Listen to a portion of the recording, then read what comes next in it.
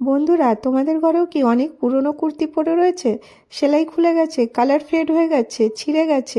এরকমের অনেক কুর্তি থাকে যেগুলো হয়তো আমরা ইউজ করি না, সেগুলো হয়তো কাউকে দেওয়াও যাবে না। এমনি কুর্তিগুলো আমরা কি করব বুঝতে পারি না। তো দেখো এই কুর্তিটার অবস্থা কি হয়েছে, এটা কিন্তু খুবই খারাপ হয়ে গেছে। তো এটা দিয়ে আজকে আমি তোমাদের সাথে একটা দারুণ আইডিয়া করে দেখাবো। আশা করব তোমাদেরকে আইডিয়াটা ভালো লাগবে। তো দেখো এখানে প্রথমে আমি হাতের পাটটা কেটে নিচ্ছি। তো তোমরা দেখতেই পাচ্ছ কুর্তিটা খুব একটা বড় না, স্মল সাইজের কুর্তি। যদি তোমাদের কাছে এক্সেল বা ডাবল এক্সেল থাকে তাহলে কিন্তু আরও ভালো হবে।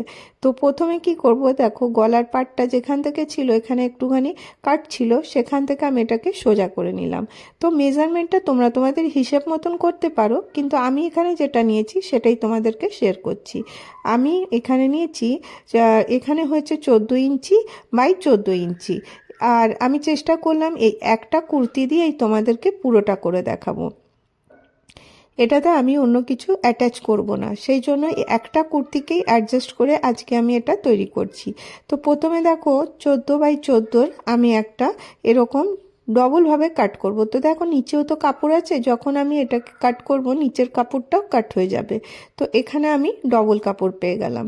তো এইভাবে দেখো আমি এটা রেডি করছি। তোমরা তোমাদের কুর্তির হিসেব মতন তোমরা করতে পারো, ছোট বড়। তো এভাবে দেখো এটা দুটো পার্ট কাট করলাম। ঠিক এই দুটো পার্ট, এই যে নিচের পার্টটা আছে এখান থেকে কাট করে নেবো। প্রথমে কুর্তিটাকে এরকম কাট করে সোজা করে নিচ্ছি, কারণ ট্যাড়া ব্যাকা আছে, সেই জন্য এটাকে আমি চেষ্টা করলাম সোজা করার। তো এইভাবে দেখো এর উপরে রাখবো, রেখে চারটা পার্ট মোট আমার কাটা হলো। তো এখানে আমি চারটা পার্ট নিয়েছি, আর এখানে নিয়ে নিয়েছি ফোম শিট। ফোম শিট যদি তোমাদের কাছে না থাকে সেখানে তোমরা চালের বস্তা বা আটার বস্তাও নিতে পারো। তো এইভাবে দেখো আমি এটা ব্যবহার করছি। চারটে পার্ট আছে, তো তোমাদেরকে বললাম আমি আজকে কোনো লাইনিং দেবো না, এই কাপড়টা দিয়ে তোমাদেরকে করে দেখাবো। তো প্রথমে আমি এই রকমের ফোম শিটটা এর মাঝখানে রাখছি, তার উপরে আবার আরেকটা ফেব্রিক রাখছি। এইভাবে অ্যাডজাস্ট করে রাখতে হবে। আর যদি একটু ছোট বড় হয়েছে অসুবিধা নেই, পরে আমি এটাকে সোজা করে নেব। তো প্রথমে দেখো এরকম করে বসিয়ে দিলাম, এর উপর থেকে আরেকটা কাপড় আমি এর উপরে দিয়ে দিচ্ছি। এইভাবে আমি দুটো পার্ট রেডি করলাম, মানে চারটে কাপড় হয়েছিল, দুটো পার্ট করলাম। আর এই দেখো এরকম করে আমি এটাকে কুইলিং করে নিয়েছি। তো দুপাশটাতে এরকম সুন্দর করে কুইলিং করে নিয়েছি, কারণ এমনি করলে এটা দেখতেও ভালো লাগবে আর মজবুতও হবে। আর আমি আগেই বললাম প্রথমে একটু ট্যাড়া ব্যাকা থাকলে কোনো অসুবিধা নেই, পরে তোমরা এটাকে সাইড থেকে কাট করে নিতে পারো। আর এই যে একটু ডিজাইনটা ছিল, দেখতে ভালো লাগছিল বলে এটা আমি রেখেছি। এবার দেখো এই পাশটাতেও আমি যে এক্সট্রাগুলো আছে সেগুলোকে আমি সমান করে কেটে নেব। তো দুটো পার্ট আমার রেডি হয়ে গেল, এই দুটো সরিয়ে দেব। এবারে এই কাপড় থেকেই অন্য অন্য পার্টগুলো রেডি করব। তো অন্য পার্ট রেডি করার জন্য তোমরা দেখলেই কুর্তিটা খুবই ছোট, সেই জন্য আমি ছোট ছোট টুকরোগুলোকে জয়েন্ট করে করেই করে নিচ্ছি। তো এখানে আমি হ্যান্ডেল বানাবো, তার জন্য আমি এই কাপড়টা নিয়েছি 10 ইঞ্চি বাই 4 ইঞ্চি। আর এখানে ফোম শিট দিচ্ছি, আর দিয়ে এরকম করে এটাকে ডবল ফোল্ড করে আমি এটা এরকম করে স্টিচ করে নেব। তাহলে পরে এই হ্যান্ডেলটা রেডি হয়ে যাবে। এইভাবে আমি দুটো হ্যান্ডেল রেডি করব। এখানে এই দুটো ফেব্রিক রেডি আছে। এখানেও আমি একটা মেজারমেন্ট নেব, এখানে 2 ইঞ্চি বাই 2 ইঞ্চিতে তোমরা দাগ দিয়ে দেবে। এখানের বক্সটা তোমরা ছোট বড় করতে পারো, তোমরা চাইলে 3 ইঞ্চি বাই 3 ইঞ্চিরও করতে পারো, 2 ইঞ্চি বাই 2 ইঞ্চিরও করতে পারো। তো তোমাদের যতটা বেস লাগবে সেই হিসাবে করে নিতে পারো। এটা খুবই সহজ বানানো আর খুব ইজিলি তৈরি হয়ে যায়। বাড়িতে এরকম অনেক পুরনো কাপড় থাকে যেগুলো হয়তো আমরা ইউজ করি না, সেগুলো ফেলাই রয়েছে, সেগুলো দিয়ে কিন্তু আমরা নিজেদের জিনিসপত্র বানাতে পারি। এবারে ওইভাবে এটাকে আমি কেটে নেব।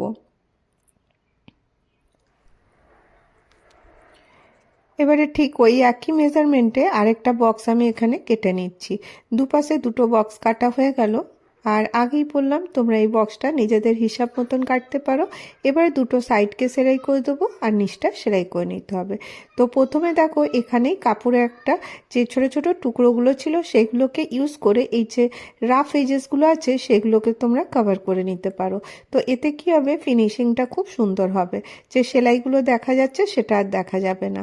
এখানে দেখো আমি মেশিনে চলে এসেছি। এই যে প্রথমে হ্যান্ডেলটা আমি কিভাবে বানালাম একটু তোমাদেরকে দেখিয়ে দিই। ফোম শিটটা ভেতরে দিয়েছি, আর এখান থেকে দেখো এরকম করে মেশিন চালিয়ে নিচ্ছি। তো এইভাবে দুটো স্টিচ আমি পুরো বেল্টটাতে দিয়ে দেবো। দুটো বেল্ট এই একইভাবে আমি রেডি করে নেব। বেল্টটা ছোট বড় তোমরা অবশ্যই করতে পারো, তোমাদের যতটা দরকার হবে সেইভাবে নিতে পারো, ছোট বা বড়। এবার দেখো এটা রেডি করে নিয়েছি, আর এই যে এই পার্টটাকে আমি করে রেখেছিলাম, এবারে এটাকে আমি 3-5টা সেলাই করে নেবো। নিচটা সেলাই করে নেবো, সাইড দুটো সেলাই করে নেবো। সেলাই হয়ে গেছে। আর আমি আগেই বললাম যে এই টুকরো কাপড়টা নিয়েছিলাম, এতে কি হবে, এইভাবে যদি তোমরা সেলাই করে দেবে তো তাহলে তোমাদের রাফ এজেসগুলো দেখা যাবে না, আর ফিনিশিংটা খুব সুন্দর হবে। আমি চেষ্টা করি বাড়িতে পড়ে থাকা জিনিস দিয়ে তোমরা নতুন কিছু তৈরি করতে পারো আর সেইগুলো কাজে লাগাতে পারো। তো বাড়িতে পুরনো যে কাপড় চোপড় থাকবে সেগুলোকে ইউজ করে তোমরা সুন্দর সুন্দর জিনিস বানাতে পারবে। তো এইভাবে দেখো আমি দুটো পার্ট সেলাই করে নিয়েছি, আর এই যে নিচের বেসটাকে আমি এইভাবে ক্রসভাবে ধরলাম। কিভাবে ধরলাম তোমরা স্ক্রিনে দেখে বুঝতে পারবে। দুটোকে ক্রসভাবে ধরেছি, ধরে এবার এখানে সেলাই করে দেবো। তো এই সেলাইটা করে দেওয়ার পরে যে এক্সট্রা কাপড়টা থাকবে ওটা আমি এখান থেকে কেটে নিচ্ছি, আর এখানে পাইপিং দিয়ে এটাও ফিনিশ করে নিতে হবে। এই অপর পাশটাও ঠিক ওই একইভাবে দুটোকে কাপড়কে এরকম করে ধরবো, ধরে ক্রস করে নিয়ে এইভাবে স্টিচ করে দেবো। তাহলে পরেই কিন্তু এই বেসটা রেডি হয়ে যাবে। তো কতটা সহজ দেখো, ইজিলি এটা হয়ে গেল। একটা জিনিস আমার এখানে ভুল হয়ে গেছে, যে বেল্টটা আমাকে আগে লাগিয়ে নিতে হতো। তো আমি কি করেছি, ভুলে বেল্টটা লাগানো হয়নি। তো এখন আমি এই বেল্টটা লাগাবো। তো কিভাবে লাগাচ্ছি একটু মন দিয়ে দেখো। এখানে আমি ব্যাগটা রেডি করে নিয়েছিলাম, উপর থেকে এটা লাগাতে হবে। তো প্রথমে মিডিল পয়েন্টটা নিলাম, এখানে আমার 13 হচ্ছিল, তো 6.5তে দিয়েছি, আর লেফট অ্যান্ড রাইট 2 ইঞ্চি করে ছেড়েছি। আর এই বেল্টটা আমি এইভাবে লাগিয়ে নিচ্ছি। স্ক্রিনে দেখেই বুঝতে পারবে আমি কিভাবে বেল্টটা লাগালাম। তোমরা এই নিচের কাটিংটা বা এটা করার আগেই যদি বেল্টটা লাগিয়ে নেবে তোমাদের বেশি সুবিধা হবে। আর এই দেখো এইভাবে আমি মিডিল পয়েন্টটা পার করে লেফট অ্যান্ড রাইট 2 ইঞ্চি জায়গা ছেড়ে দিচ্ছি। এইভাবে মেজারমেন্ট করে যদি তোমরা বেল্ট লাগাবে, বেল্টটা ছোট বড় হবে না, আর একদম পারফেক্ট হবে। তো দেখো সেলাই করা হয়ে গেছে। এবারে আমি ব্যাগটাকে উল্টো করে নেব।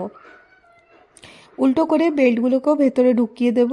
এবারে একটা মেজারমেন্ট নেব, ব্যাগটা কত বড় আছে। তো এখানে দেখো উপরে যে মেজারমেন্টটা নিলাম এটা 14 ইঞ্চি হয়েছে। তো আমি এখানে এই দেখো এখান থেকে আমি কাপড় জয়েন্ট করে করেই বানাচ্ছি, তোমরা দেখতেই পাচ্ছ। দুটো কাপড় আমি এই একই মেজারমেন্টে কেটে নিয়েছি। এখানে দেখো এটা 5 ইঞ্চি বা 4.5 ইঞ্চি, আর এখান থেকে এটা 14 ইঞ্চি পুরোটা নিয়েছি। এবার তোমরা দেখে বুঝতে পারছো। আর এটাকে নিচে ফোম শিট দিয়ে এটাও ক্রুয়েলিং করে নেব। তো দেখো এটা ক্রুয়েলিং করে নিয়ে চলে এসেছি। আর এটা যতটা হয়েছে 4 ইঞ্চি, তো এখানে 2 ইঞ্চিতে দাগ দিয়ে এটাকে ডিভাইড করে নিলাম, এটা হাফ হাফ করে নিলাম। এবারে দেখো একটা জিপ নিয়েছি, এই জিপটা এখানে আমি লাগাবো। জিপটা কিভাবে লাগাচ্ছি দেখো, এরকম করে এক পাশটাতে লাগিয়ে নিয়েছি, নিচে সেলাই করছি, উপরে দাব সেলাই দিয়ে দিয়েছি। তো এটা ফিনিশিংয়ের সাথে হয়ে যায়। অপর পাশটাও ওই একইভাবে এরকম করে সেলাই করেছি, দিয়ে এটাকে উল্টে আবার দাব সেলাই দিয়েছি। তো এখানে আমাদের কি হলো, জিপটা লেগে গেল। তো দেখো এটা সুন্দর করে জিপটা লেগে গেছে। এবারে আমি এটাকে তোমাদেরকে লাগিয়ে দেখাই কতটা হয়েছে। তো তাহলেই তোমরা বুঝতে পারবে আমি কতটা নিয়েছিলাম। একটু হাফ হাফ ইঞ্চি বড় নিয়েছিলাম কাপড়টা। এইভাবে একটু কাপড়টা বড় নিয়েছি, কারণ এখানটাতে আমি দেখো ঠিক মেজারমেন্টে দুটো লাইন দিয়ে দেবো। তো এইভাবে তোমরা এটা করবে, তাহলে পরে কিন্তু এর ফিনিশিংটা খুব সুন্দর হবে। তো left and right half inch আমি কাপড় বেশি নিয়েছিলাম, সেই কাপড়টাই হাফ ইঞ্চি আমি এখানে স্টিচ করে নেব। তো দেখো দুপাশটাতে স্টিচ করেছি, আর এক্সট্রা কাপড় যতটুকু ছিল ওটা আমি কেটে দিলাম। আর এবারে আমি এটাকে সোজা করছি। এইভাবে সোজা করে দেখো এর ফিনিশিংটা খুব সুন্দর আসবে। তো রেডিমেড ব্যাগে যেরকম থাকে সেই রকমের ফিনিশিং আসবে। আর এই রকমের ব্যাগ তোমরা বাড়িতেই কত ইজিলি তৈরি করতে পারবে। তো এটা তোমাদেরকে আমি আমার ছোট কুর্তি বলে খুব ছোট সাইজের হয়েছে, যদি এক্সেল বা ডাবল এক্সেল থাকবে তো তোমাদের ব্যাগটাও কিন্তু খুব বড় সাইজের হবে। তো এবারে আমি এটাকে অ্যাডজাস্ট করে এইভাবে ঢুকাবো। ঢুকিয়ে আমি এটাকে কিভাবে রাখছি তোমরা দেখে নাও স্ক্রিনে। তোমরা চাইলে বলপিনও লাগিয়ে নিতে পারো, আর 4-5টা অ্যাডজাস্ট করে গোল করে সেলাই করে দিতে হবে। দেখো আমি মেশিনে চলে এসেছি, এইভাবে আমি রেখে এইভাবে এটাকে রাউন্ড করে সেলাই করে নিচ্ছি। খুব সহজে আর খুব কম সময়ের মধ্যেই তোমরা এটা করে নিতে পারবে। তো এটা কমপ্লিট হয়ে গেল। তো এখানেও তোমরা রাফ এজেসটা এরকম করে পাইপিং দিয়ে ফিনিশ করে নিতে পারো। এতে কি হবে, রাফ এজেসগুলো আর দেখা যাবে না। এরপরে আমি চলো ব্যাগটা ওপেন করি। তো দেখো এখানে জিপটাকে ওপেন করে দেখাই এটা কীরকম লাগছে দেখতে। তো ডিফারেন্ট ডিফারেন্ট শেপের বা ডিফারেন্ট ডিফারেন্ট আইডিয়ায় তোমরা যদি ব্যাগগুলো বানাবে, দেখতেও কিন্তু বেশ ভালো লাগবে। তো দেখো এরকম আমি একটা ব্যাগ রেডি করলাম। এরপরে এর ফিনিশিংটা আরেকটু দেওয়ার জন্য এখানটা গোল করে সেলাইটা করে নিতে হবে। কিভাবে করলাম দেখো, এইভাবে রাখবো, রেখে এরকম করে দাব সেলাই দিয়ে পুরোটা গোল করে সেলাই করে নেব। তো ব্যাগ আমার কমপ্লিট হয়ে গেছে। অনেক পুরনো কুর্তি, তো ফিনিশিংটা অতটা ভালো লাগছে না। যদি কাপড় নতুন থাকে সেটা কিন্তু আরও সুন্দর হবে। তো দেখো এটা গোল করে করে দেওয়ার জন্য রেডিমেডের মতন একদম লুক এসছে। যে কাপড়টা একটু ট্যাড়াব্যাকা ছিল সেটাও কিন্তু আর বোঝা যাচ্ছে না। এবারে একটু ফিনিশিং দেওয়ার জন্য আমি কটা টার্সেল বানিয়ে রেখেছি উল দিয়ে। তো এটা একটুখানি এখানে লাগিয়ে দিলে এটা দেখতে ভালো লাগবে। এটা সম্পূর্ণটা তোমাদের উপর যে তোমরা ব্যাগটা কিভাবে সাজাবে। তো একটু এইভাবে করলে খুব সুন্দর লাগে দেখতে। তো আমি এখানে সুতো দিয়ে 3টে টার্সেল এর মধ্যে লাগিয়ে দিচ্ছি। খুব সহজভাবে তোমাদের সাথে এটা শেয়ার করলাম। কেমন লাগলো অবশ্যই জানিও।